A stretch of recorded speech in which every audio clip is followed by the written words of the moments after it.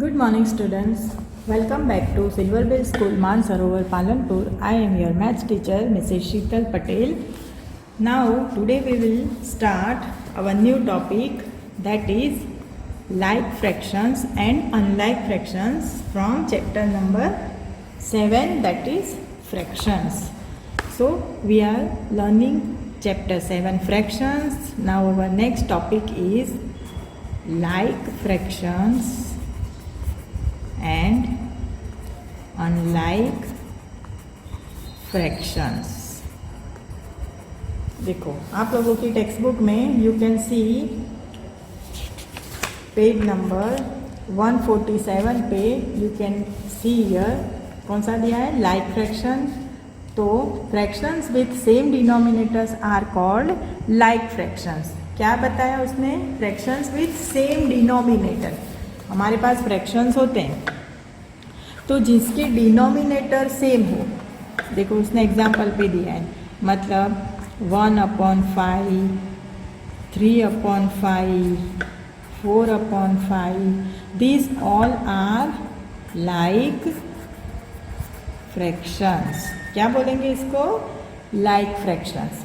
तो what is unlike fractions?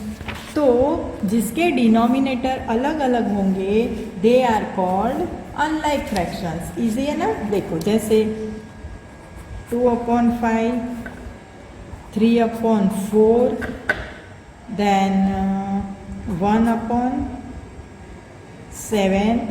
These are unlike fractions. क्या है इसमें? डिनोमिनेटर्स अलग अलग है, बराबर. न्यूमरेटर भी सेम हो सकते हैं. जैसे यहाँ फिर से 3/8 आ गया, तो 3 और 3 तो है, लेकिन denominators are different. So this is called unlike fraction. और जिसके डिनोमिनेटर नीचे वाले नंबर सेम होते हैं उसको बोलते हैं लाइक फ्रैक्शंस. इतना ध्यान में रखना. अब हम उसका आगे की चीज़ सीखेंगे, कंपैरिजन. तो दो या ज़्यादा लाइक फ्रैक्शंस दिए हो तो हमको कैसे पता चलेगा कि इसमें छोटा फ्रैक्शन कौन सा है और बड़ा फ्रैक्शन कौन सा है? या दूसरा है, दो या दो से ज़्यादा अनलाइक फ्रैक्शंस दिए हो और हमको उसको कंपैरिजन करना है, छोटा कौन सा बड़ा कौन सा, तो उसकी मेथड क्या होती है हम देख लेते हैं. अब देखो, if we talk about like fraction तो ये तो बहुत ही सिंपल है. अपने जैसे रोटी का एग्जांपल लेते थे ना कि एक रोटी है, फ्रैक्शन मतलब पार्ट. तो एक रोटी के 5 पार्ट्स किए, उसमें से एक पार्ट हमने खा लिया. फिर एक रोटी के 5 पार्ट्स किए और 3 पार्ट खा लिए. एक रोटी के 5 पार्ट्स किए और 4 पार्ट खा लिए. तो तीनों ने अलग अलग, 3 बॉयज़ है तो इस तरह से उन्होंने खाया. तो सबसे कम किसने खाया और सबसे ज़्यादा किसने खाया? तो वी कैन से कि सबसे कम ये 1/5 है, फिर 3/5 है और 4/5 है. तो लाइक फ्रैक्शन में न्यूमरेटर को देख के हम तुरंत पता लगा सकते हैं कि कौन सा छोटा है कौन सा बड़ा है. लेकिन अनलाइक फ्रैक्शन में मेथड अलग है. देखो मैं समझा देती हूँ. 2/5 और 3/4 हमारे पास दो अनलाइक फ्रैक्शन है. तो इसमें छोटा बड़ा कौन सा पता ही नहीं चलेगा. देखो कोई बोलेगा कि मैंने एक रोटी के 5 पार्ट करके 2 पार्ट खाए, और दूसरा लड़का बोला है कि मैंने एक रोटी के 4 पार्ट करके 3 पार्ट खाए. तो ये तो समझ में नहीं आ रहा है, तुरंत हमको पता नहीं चलेगा क्योंकि उन्होंने पार्ट भी तो अलग अलग किए हैं ना. एक ने 5 किए, एक ने 4 किए, उसमें से इसने 2 खाए, 3. समझ में नहीं आ रहा है किसने ज़्यादा खाया किसने कम. तो इसकी एक सिंपल मेथड है, आप एकदम से ध्यान में रख लो. इन दोनों को क्रॉस मल्टीप्लाई करेंगे. कैसे? देखो बेटा, ये जो डिनोमिनेटर है ना उसको यहाँ मल्टीप्लाई कर दो और इसको यहाँ कर दो. मतलब जो नीचे है ना उसको सामने ऊपर मल्टीप्लाई कर दो. इतना याद रखना है. तो 2 × 4 8 हो जाएगा. और रफ में आप लोग एक काम करना, यहाँ छोटे से मतलब रफ में आप लोग यहाँ पेंसिल से लिख देना कि 4 2 8 होता है और 5 3 15 होता है. ये this is for your work, some understanding के लिए, बराबर.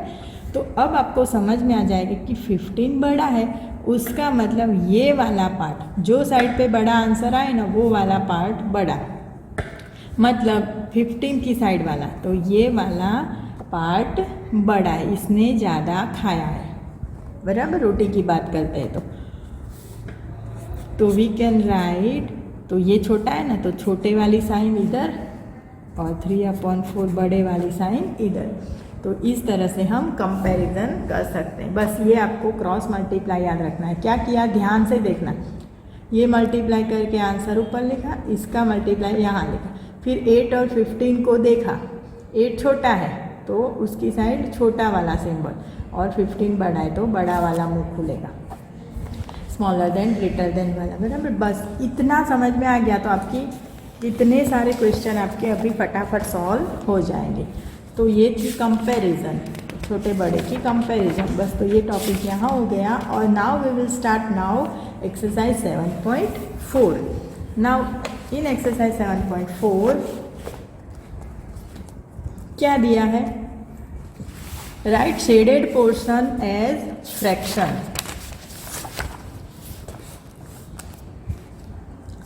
जो शेडेड पोर्शन है ना उसको पहले तो फ्रैक्शन के फॉर्म में लिखना है। तो फिर arrange them in ascending and descending order using correct sign less than, equal to, greater than, between the fractions. तो पहले तो हम इसको फ्रैक्शन फॉर्म में लिखते हैं। तो 4 फिगर है, ए वाले क्वेश्चन में 4 फिगर है, तो वो फिगर को हम फ्रैक्शन फॉर्म में लिखते हैं। शेडेड, तो इसमें से कितने पार्ट शेडेड है, 3 पार्ट शेडेड है, और टोटल कितने पार्ट है, ये 1 2 3 4 5 6 7 8 पार्ट है, मतलब 3 parts are shaded out of 8। 8 में से 3 पार्ट शेड किए हुए हैं। चलो दूसरी फिगर में कितने शेडेड पार्ट हैं, 6 part are shaded out of 8, उसमें भी 8 ही है। यहाँ पे 4 पार्ट्स को उसने शेड किया है, उसमें 8 ही है, और यहाँ सिर्फ 1 पार्ट को उसने शेड किया है। तो ये हमारा हो गया फ्रैक्शन फॉर्म। अब उसको अरेंज करना है असेंडिंग और डिसेंडिंग में। देखो लाइक टर्म्स है ना, सारे के सारे लाइक टर्म्स है, नीचे डिनोमिनेटर सेम है इसलिए लाइक टर्म है। तो सिंपल ऊपर वाला देख लो और अरेंज कर दो। तो if we arrange in ascending order first, पहले असेंडिंग में अरेंज करेंगे तो कैसा होगा, फर्स्ट 1/8 सबसे छोटा है ना, तो ये छोटा है, किससे छोटा है, 3/8 से। 3/8 छोटा है किससे, 4/8 से, और 4/8 छोटा है 6/8 से। तो इस तरह से हम असेंडिंग में लिख सकते हैं। अब डिसेंडिंग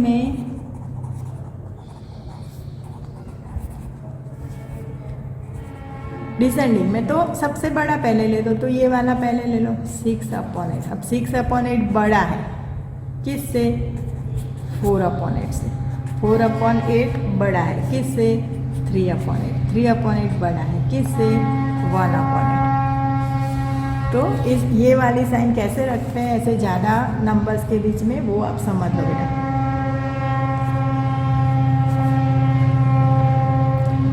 तो ये असेंडिंग और ये डिसेंडिंग हो गया। अब बी वाला, बी इज योर होमवर्क। अब they are also like term. देखो टोटल तो 9 बॉक्स है, तो पहला वाला फ्रैक्शन हो जाएगा 8/9, दूसरा वाला हो जाएगा 4/9, फिर ये वाला हो जाएगा 3/9, और ये हो जाएगा 6/9। ये शेडेड पोर्शन जैसे ये लिखा उस तरह से अभी मैंने बोला वो लिखोगे।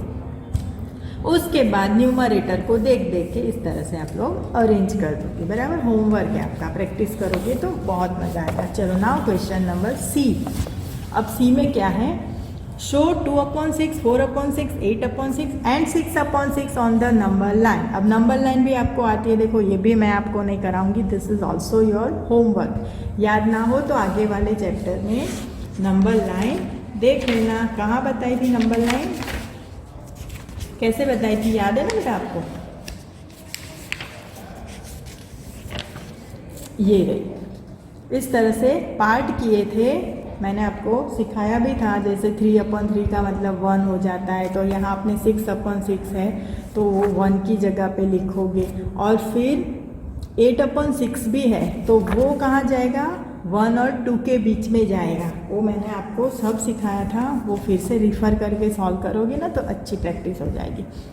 अब इसके नीचे वाला देखो, put appropriate science between the fractions given. अब यहाँ पे जो फ्रैक्शंस दिए उनके बीच में आप साइन रखोगे। तो फर्स्ट है 5/6, बॉक्स में 2/6। अब ये दोनों लाइक फ्रैक्शंस हैं, दोनों के नीचे 6 है, तो बस जो न्यूमरेटर बड़ा है वो बड़ा हो जाएगा। ठीक है, चलो सेकंड है 3/6 और 0। अब 0 से तो ये वाला पार्ट बड़ा ही होगा ना, ये 3/6 0 से तो बड़ा ही होता है कोई भी fraction, positive fraction.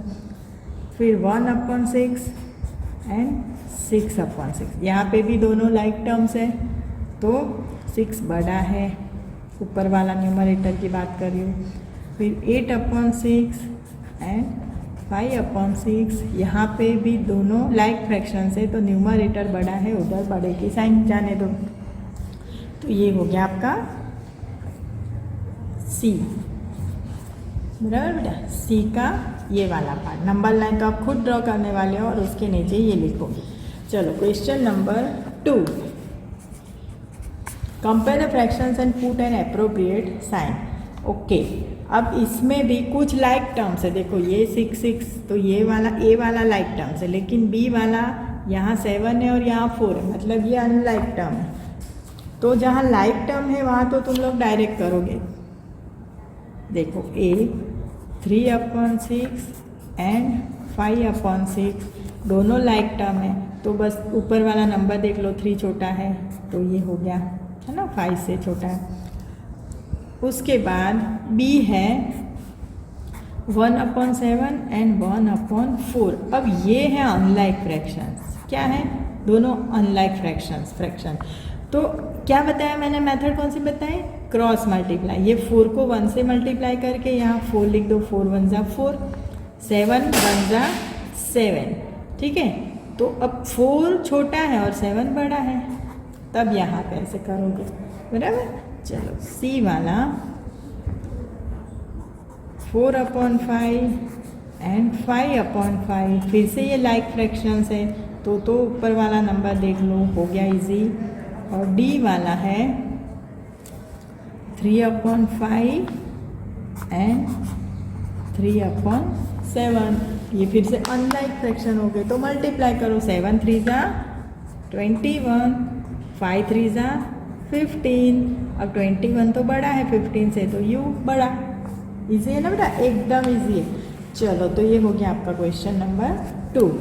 Question 3, make 5 more such pairs and put appropriate sign. अब ये आपका होमवर्क है, इसमें आप क्या करोगे, ऐसे कोई भी 2 फ्रैक्शंस लिखोगे, छोटे छोटे ऐसे नंबर ले लेना 1 डिजिट वाले, तो इजी पड़ेगा और इस तरह से आप उसको कंपेयर कर सकते हो।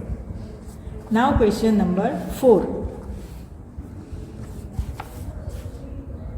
यहाँ पे फिगर्स दी है, बराबर। वो फिगर देख के उसने बोला है कि यहाँ पे आप सॉल्व करो, तो फिगर देखने की ज़रूरत नहीं है हमको, तो ऐसे भी आ गया है ना समझ में। तो हम लोग करेंगे क्वेश्चन नंबर 4। अब देखो क्वेश्चन नंबर 4 भी आपका हो गया होमवर्क, क्योंकि इसमें भी वही लेस देन, ग्रेटर देन या इक्वल टू यूज़ करना है। अब इक्वल टू भी होता है, देखो ये जो डी वाला है उसमें इक्वल टू आएगा, क्यों? 6/6 है और 3/3। आप टेक्स्ट बुक में देखते रहना मेरे साथ साथ। ये क्वेश्चन 4 का डी है। तो 3 6 जा 18, 6 3 जा 18, दोनों इक्वल हो गए, 18 18 तो इक्वल टू। तो बराबर, इस तरह से भी आंसर आ सकते हैं। चलो ये हो गया मेक 5 मोर सच प्रॉब्लम। बनाना है तो बनाना, वरना कोई बात नहीं है। चलो इतना आप लोग पूरा लिख देना, ये जो बॉक्स दिए हुए।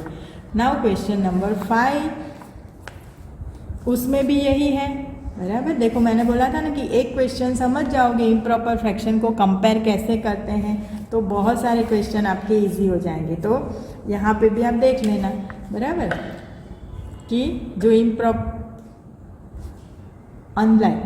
नहीं बेटा, अनलाइक फ्रैक्शंस, तो अनलाइक फ्रैक्शंस है वहाँ क्रॉस मल्टीप्लाई, और लाइक फ्रैक्शंस है जैसे ये 5 5 तो सीधा न्यूमरेटर देख लो, या 9 9 तो सीधा न्यूमरेटर देख लो, और कभी गलती से अगर लाइक फ्रैक्शन में भी तुम लोग क्रॉस मल्टीप्लाई कर लोगे तो भी गलत नहीं पड़ेगा, आंसर तो आपका सही आएगा, बराबर। तो इसमें कोई घबराने की बात नहीं है।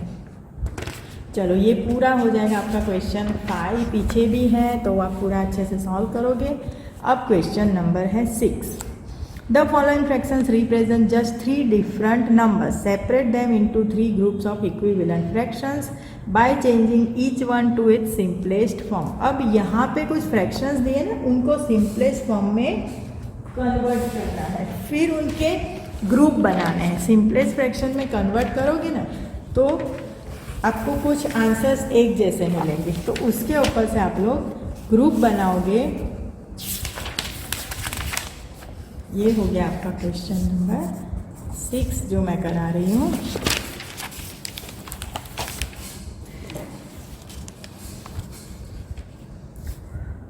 तो 1 बाय 1 आप लो। चलो ए में हो गया 2/12। तो पहले इसको सिंपलेस्ट में कन्वर्ट करो कट ऑफ करके। सिंपलेस्ट मतलब कट ऑफ करो इसको। तो 2 1 ज़ा 2, 2 6 ज़ा 12। तो ये हो जाएगा 1/6। फिर 3/15 हो जाएगा 3 1 ज़ा 3 5 ज़ा 1/5। सी हो जाएगा, इसको तो सिर्फ एक ही बार कट करोगे, ये 4/25 हो जाएगा। फिर इसको अगर कट करोगे ना तो 4 से कट होगा वो, तो आंसर आ जाएगा 4/25। इससे ज़्यादा वो कट नहीं होगा। फिर 10/16, देखो 0 0 कट हो गया तो डायरेक्ट 1/6। फिर F 15/75। तो 15 का टेबल बोलोगे तो 1 ज़ा 15 5 ज़ा 75। फिर G 12/60 है, उसको 12 का टेबल बोलोगे तो कट हो जाएगा 12 1 ज़ा 12 5 ज़ा 1/5। फिर H हो जाएगा 16/96। यहाँ पे भी 16 के टेबल से कट होता है, 16 1 ज़ा एंड 16 6 ज़ा 96। आई जा आई में है 12/75। ये सिर्फ 3 के टेबल में आएंगे, 3 4 ज़ा एंड ये 25 3 ज़ा। जी कट कर रही हूँ बेटा, ध्यान से आप लोग ध्यान दोगे तो समझ में आ जाएगा क्या कर रही हूँ मैं। अब यहाँ पे 12 के टेबल में आएगा 12 1 ज़ा 6 ज़ा। फिर के में है 3/18। तो 3 1 ज़ा एंड 3 6 ज़ा 18। और L लास्ट वाला है 4/25। ये तो कट नहीं हो रहा है तो डायरेक्ट 4/25 फिर से लिख दो। अब ये सिंपल फ्रैक्शन जो मिले ना उसको ग्रुप बनाना है। उसके बोला है ना separate them into 3 groups of equivalent fraction by changing each one two simplest. तो इसके ग्रुप बनाओ, तो हम लोग बनाएंगे। चलो किसके आंसर 1/6 आए, तो एक 1/6 वाला ये रहा, ये रहा, ये रहा, ये रहा और ये रहा। तो आप लोग क्या करोगे, इसके ग्रुप बनाओगे। मतलब 1/6 जहाँ आंसर आया ना, जैसे पहला ग्रुप कौन सा हो जाएगा 2/12 इज इक्वल टू, अब ये नीचे देखो 10/60 इज इक्वल टू है ना, इक्विवेलेंट फ्रैक्शन है, मतलब ये सारे इक्वल है, इनका मतलब सेम होता है। फिर यहाँ है 1/6 वाला 16/96 is equal to 12/72 is equal to last कौन सा है 3/18।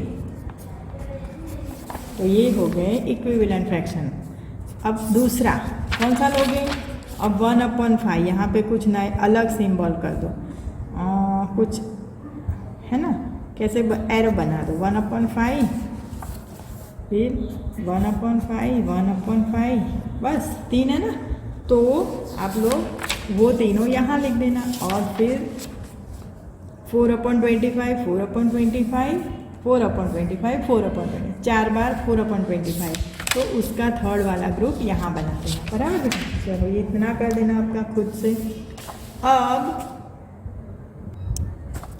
क्वेश्चन नंबर 7 देखें तो find answers to the following, write and indicate how you solve them. अब इसके आंसर्स ढूंढने हैं। तो क्वेश्चन 7 इज 5/9 इक्वल टू 4/5, मतलब 5/9 इक्वल टू 4/5। अब यहाँ पे वो पूछ रहा है कि क्या ये दोनों इक्वल है, मतलब करनी तो क्या है हमको, कंपैरिजन ही करनी है ना। तो हम वही वाला स्टेप करेंगे ना, बराबर, वही कर देना। तो अनलाइक फ्रैक्शन है ना, इसलिए multiply, cross multiply, 5 5 = 25 and 9 4 = 36।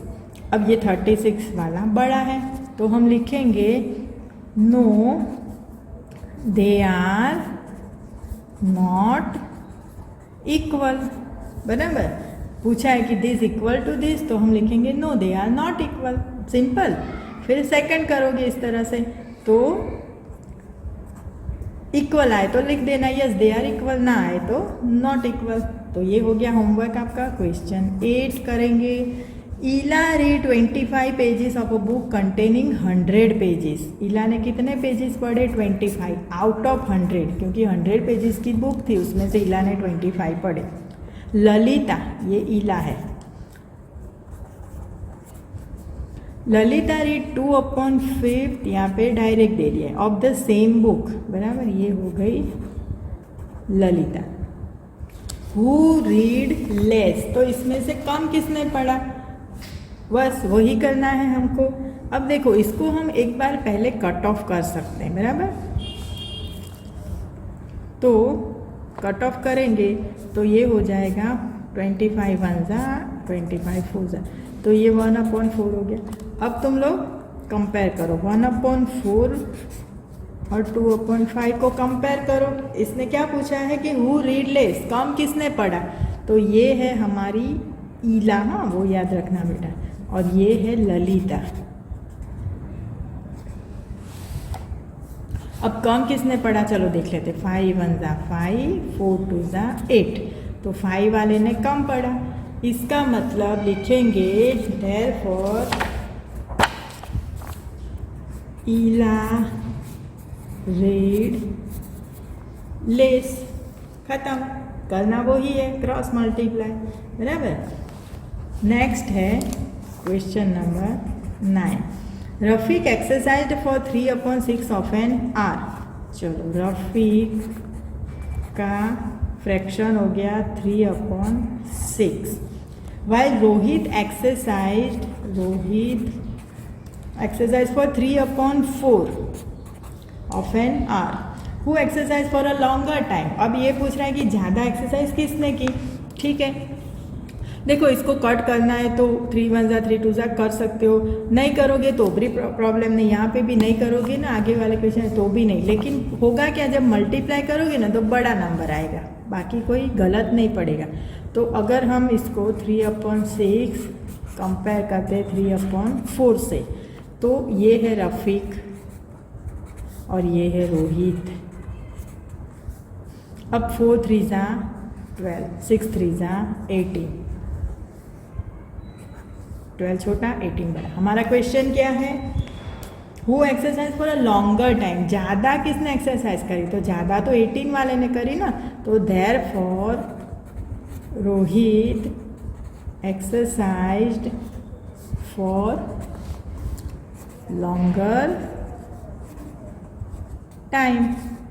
Easy है ना बेटा। चलो 9 नंबर लास्ट वाला, वो भी ऐसा ही है। Question number 10। इसको क्वेश्चन को भी लिखना आप नोटबुक में, उसके बाद ये कैलकुलेशन करना।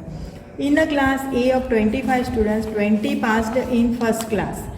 In another class B of 30 students, 24 passed in first class. In which class was a greater fraction of students getting first class? तो क्लास A में कितने जनों का फर्स्ट क्लास आया? A of 25 स्टूडेंट्स, 25 स्टूडेंट्स का class था, उसमें से 20 पास्ड इन फर्स्ट क्लास, तो 20 का फर्स्ट क्लास आया आउट ऑफ 25 स्टूडेंट्स। फिर ये हो गया क्लास A। अब क्लास B में क्या हुआ? Class B of 30 student, 30 student का B क्लास था, उसमें से 24 फर्स्ट क्लास आ गए, तो इस तरह से फ्रैक्शन बनेगा।